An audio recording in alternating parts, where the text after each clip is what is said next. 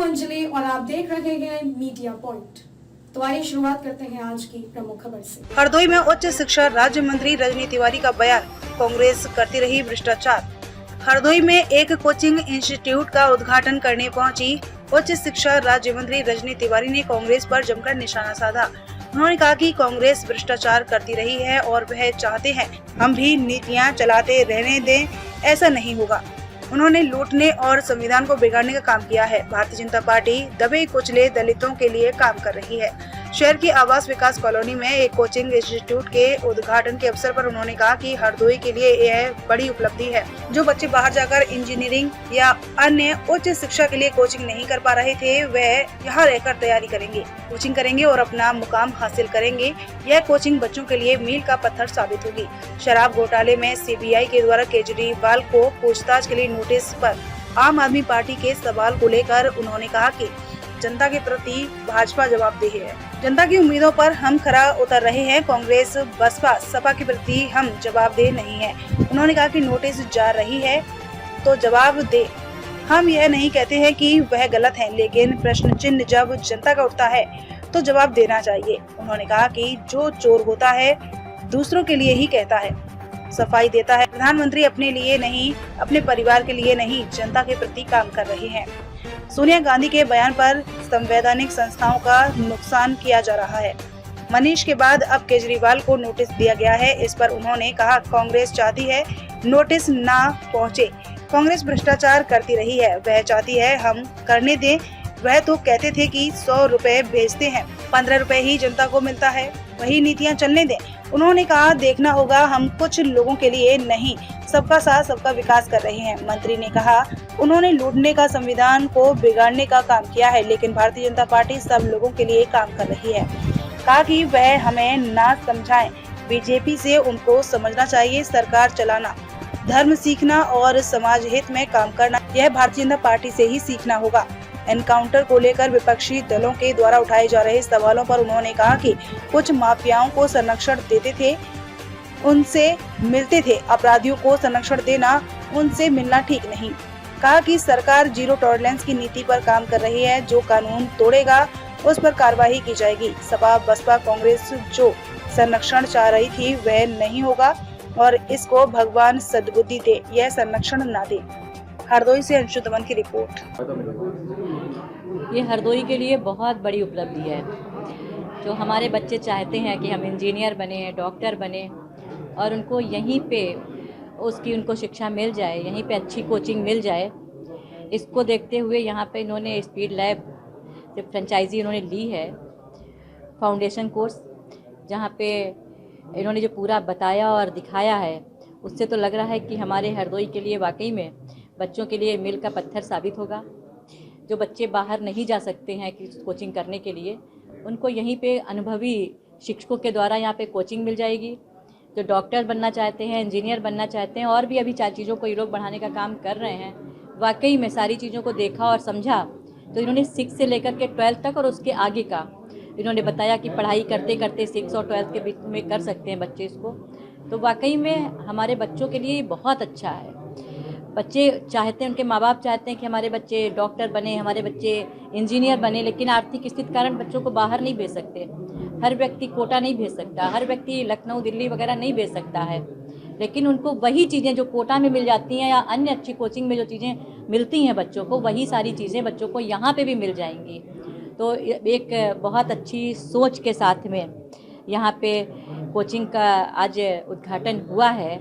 तो हमारा तो मानना है कि वाकई में आपने जो काम किया है इसके लिए आपकी ढेर सारी सराहना करनी चाहिए, शुभकामनाएं आपको देनी चाहिए। और ये हरदोई के लिए नहीं, हरदोई के आसपास के क्षेत्र के लिए ये कोचिंग बहुत अच्छी साबित होगी।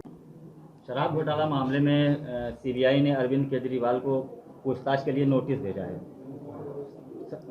आम आदमी पार्टी का ये कहना है कि अडानी की जो कंपनी है उसमें प्रधानमंत्री का पता लगा है, प्रधानमंत्री के भ्रष्टाचार को छिपाने के लिए ये कुछ भी करेंगे।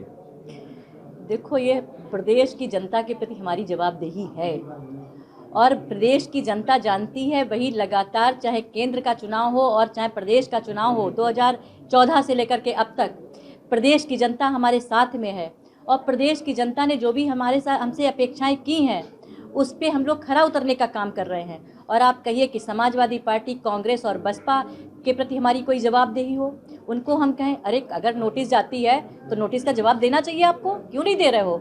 आप चाहते हो कि कुछ भी आप करते रहो आपको नोटिस ना जाए? आप चाहते हो कि आप भ्रष्टाचार करते रहो तो आपको पूछताछ के लिए ना बुलाया जाए?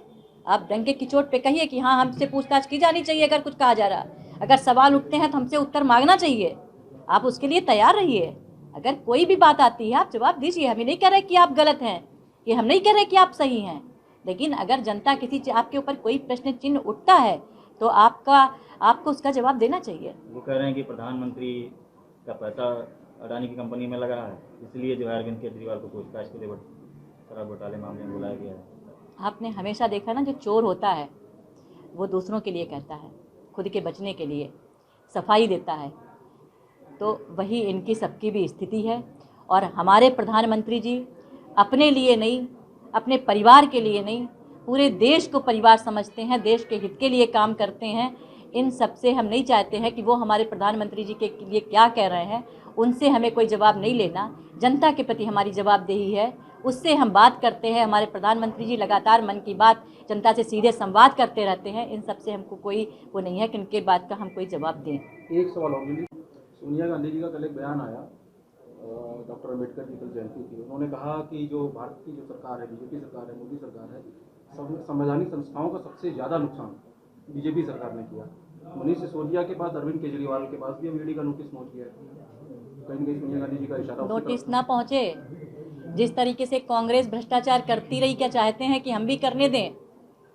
वो लोग तो अपने लोगों को कहते थे कि जब वहाँ से 100 रुपये चलते हैं तो यहाँ पे 15 रुपये पहुँचते हैं। इसी तरह की नीतियाँ चलने दें, इसी तरह की योजनाएं हम लोग चलने दें, इसी तरीके का भ्रष्टाचार हम लोग फलने और फूलने दें। जो बसपा चाहती थी, जो सपा चाहती थी, वही हम लोग होने दें। उनको देखना होगा कि हम लोग कुछ लोगों के हित में काम नहीं करते, हम लोग देश और प्रदेश के हित में काम करते हैं। उन लोगों ने तो लूटने का काम किया, उन लोगों ने संविधान को बिगाड़ने का काम किया। बाबा साहब के बनाए हुए संविधान को इन लोगों ने कभी समझा ही नहीं। हम लोग काम कर रहे हैं उस पर। हम लोग दलितों के लिए काम कर रहे हैं, हम लोग समाज के दबे और कुचले लोगों के लिए काम कर रहे हैं। हमारी योजनाएं सबको आवास दिलाने की है, हमारी योजनाएं सबको शौचालय दिलाने की है, हमारी योजनाएं अच्छी शिक्षा व्यवस्था देने की हैं, किसानों को सम्मान निधि देने की हैं, बहनों को हम लोग आगे बढ़ाने का काम कर रहे हैं। तो ये लोग हमसे कहेंगे कह दो हमको ना समझाओ, तुम लोग समझो। तुम लोग को सीखना होगा, भारतीय जनता पार्टी से सरकार चलाना भी सीखना होगा, तुमको भारतीय जनता पार्टी से धर्म भी सीखना होगा, और भारतीय जनता पार्टी से वो सारी चीज़ें तुमको सीखनी होगी जो समाज के लिए हितकारी हैं। शराब घोटाला मामले में विपक्ष इसे धर्म के चश्मे से देख रहा है। तो विपक्ष देख रहा है ना, विपक्ष को जब धर्म देखना हो तो धर्म नहीं देखता। जब उसको रामचरितमानस की बात करनी होती तो रामचरितमानस की बात नहीं करता है, और जहाँ पे न्याय की बात करनी होती है तो वहाँ पे धर्म की बात करता है। उसको पता है भारतीय जनता पार्टी की सरकार चल रही है, हम लोग धर्म की भी बात करते हैं, हम लोग न्याय की भी बात करते हैं, और हम लोग राम राज्य की स्थापना करना चाहते हैं। उसी के आधार पे हम लोग काम कर रहे हैं। सोनिया गांधी जी का कल एक बयान आया, डॉक्टर कुछ बीते साल डेढ़ साल पहले विकास दुबे की गाड़ी पलट गई, अब असद की मोटरसाइकिल पलट गई। विपक्षी दल चाहे अखिलेश यादव हो, चाहे टीएमसी हो, चाहे मायावती जी हो, सारे इन पर सवाल उठा रहे हैं, कह रहे हैं कि संवैधानिक व्यवस्था जो न्याय व्यवस्था है इसे इतर जाकर भाजपा सरकार जो है काम कर रही है। कुछ लोग थे वो ऐसे लोगों के पास, ऐसे लोगों को संरक्षण देते थे, ऐसे लोगों से मिलना बहुत अच्छा समझते थे। लेकिन आप लोगों को तो इसकी सराहना करनी चाहिए। जो क्रिमिनल लोग हैं, अपराधी तत्व हैं, उनके साथ क्या हाथ मिलाना चाहिए? उनको क्या संरक्षण देना चाहिए? ऐसे ही जब जैसी प्रदेश की स्थिति थी, अत्याचार हो रहे थे लोगों, क्या ऐसे ही होना चाहिए? क्या लोग यही आशा रखते हैं हमारे मुख्यमंत्री जी से? नहीं। हमारे मुख्यमंत्री जी से जो अपेक्षाएं रखी गई, जीरो टॉलरेंस की नीति जो है अपराधियों के लिए, उसी के तहत आज ये हो रहा है। अपराधियों को संरक्षण हम लोग बिल्कुल नहीं देंगे। सपा चाहती है कि उन्होंने अपराधियों को संरक्षण दिया, कांग्रेस और बसपा चाहती है उन्होंने अपराधियों को संरक्षण दिया, वही होता रहे। लेकिन उनको पता होना चाहिए कि भारतीय जनता पार्टी की सरकार चल रही है, योगी आदित्यनाथ जी की सरकार है। अपराधी बख्शे नहीं जाएंगे। जो भी ऐसा कार्य करते हैं उनकी चाहे गाड़ी पलटे और चाहे कुछ भी हो, हम तो कहेंगे उनको भी सद्बुद्धि आ जाए। ऐसे लोगों को, उन लोगों को संरक्षण ना दें, उनके हित में ना बोले। देखें कि उमेश पाल को, देखें कि राजू पाल को, जिनकी हत्या इन लोगों ने की, तब उनके सामने उमेश पाल का हुआ तो क्या वो लोग नहीं देख रहे थे क्या स्थिति थी उनके परिवार की, क्या बीता होगा उनके ऊपर, किस तरह से पुलिस वालों को वो कर दिया, मार दिया, तब लोगों ने नहीं देखा। अब आज हमारी सरकार है, जो अपेक्षाएं लोगों को हैं, योगी आदित्यनाथ जी के नेतृत्व में सरकार चल रही है। कानून व्यवस्था के साथ कोई खिलवाड़ नहीं कर सकता है। उसके लिए हमको जो भी करना होगा हम वो करेंगे और समाज में और हमारे प्रदेश में शांति की स्थिति रहेगी। इसमें कोई भी अगर करता है तो उसके साथ